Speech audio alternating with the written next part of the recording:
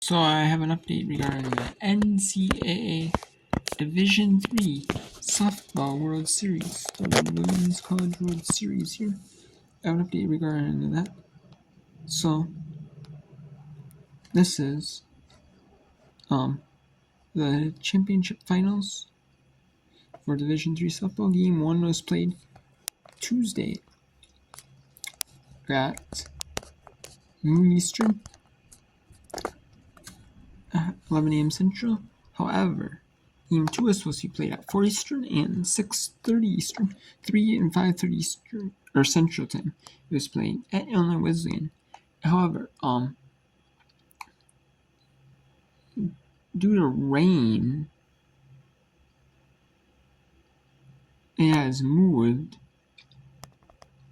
It has moved due to a rain delay at Illinois Wesleyan around the campus, like lightning delay, like rain delays. All that have impacted the games being played today. It had it at 7 and 9:30 Eastern, 6 and 8:30 Eastern, local time, Central Time. However, that now has been called off and is being played at noon Eastern for Game 2, which will see Virginia Wesleyan be the pseudo home team batting second. Team batting in the bottom half of the pseudo home team, as Virginia Wesleyan was the pseudo away team in the last game, Game 1 on Tuesday, yesterday. And then Trine Thunder are now the road team. So it's only fair, So Trine took Game 1 of the championships finals, best 2 out of 3. They took it 8-1, and the reason it's best 2 out of 3 is because of the fact that the series during the regular season are best 2 out of 3. A series win is concerned. You win 2 out of 3 games, play 3 games against one team, Friday, Saturday, Sunday, or you play maybe a game on Friday, 2 on Saturday, or maybe 2 on Saturday, 1 on Sunday. So that's usually how it is. So we have the championship finals will be played then. I'll let you know. I don't think we'll know anything about that till tomorrow. Though honestly, about the Division III Softball World Series or the Women's College World Series. And so there's 64 Division III teams in this tournament. Now they added it to, like they used to have it to where it was like less teams in 64, like 16, like 32. They used to have like actually less teams in the tournaments. So that's why you see like the super regionals are best 2 out of 3. Or best 2 out of 3. I wouldn't be surprised though if with all this teams, with all this new change in the college landscape about revenue sharing with athletes, I wouldn't be surprised if a lot of these schools actually ditch ditch sports like golf, like tennis. Some of these bigger schools might not ditch sports right away. It might not ditch sports right away. Or even some of the smaller schools, they probably won't ditch those sports teams right away. They won't. However,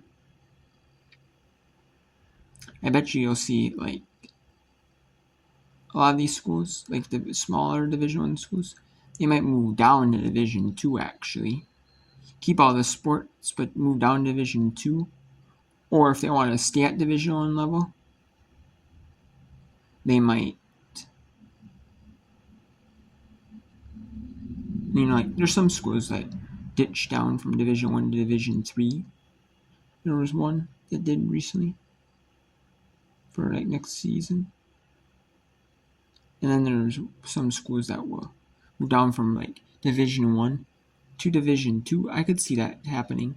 Like maybe at the end of the school year, they might like take a look at sports and like determine, hey, what's Division 1, Division 2, or for 2020, or for 25-26 academic year, or they might, or a lot of these schools might just, if the revenue sharing, I'm not sure when that takes effect, but 25-26 year, say they do start revenue sharing with athletes. Schools have to. Well then, a certain percentage of like, say that sports revenue, or that whole athletic department's revenue.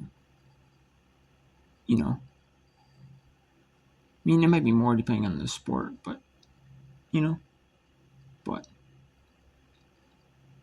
still, or I think the team, but still, they might just do division, they might just keep everything the same for 25-26, and then I could see 2026-27 academic year. I could see that being like a total game change, like a change for lives, schools. Like they might take a look at the revenue stream that we'll only keep, say, like football. A lot of these schools might not have, you might not see a lot of sports like football, men's and women's basketball will be common at a lot of schools. You'll see football, men's, women's basketball. I could see sports with like hockey programs, men's, women's hockey. I could see women's volleyball being kept.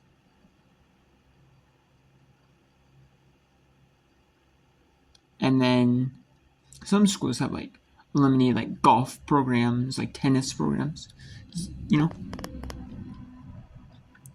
then, but I've seen like some, like I believe it was, I want to say Purdue Fort Wayne, they eliminated the softball, baseball programs, both. So we'll see. Even like a lot of high schools around my area, they don't really make money out of sports. They do, but they don't.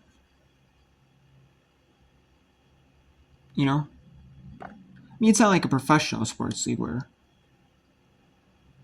it's kind of like all around as a whole, like one sport, say, makes a lot of money, and then like the other sports, they pay for the other sports, and it's, what I'm saying? You know what I'm saying? But the sports that are really, really popular, sports that have been around for a lot longer, like softball and NCAA programs, hasn't been around for as long as football or basketball. So they're not as popular anymore. Which makes sense, we'll see. How that changes, but things. So I could see a really shake up landscape for like the NCAA. But maybe not 25-26, but 26-27. I can definitely see a big shake up.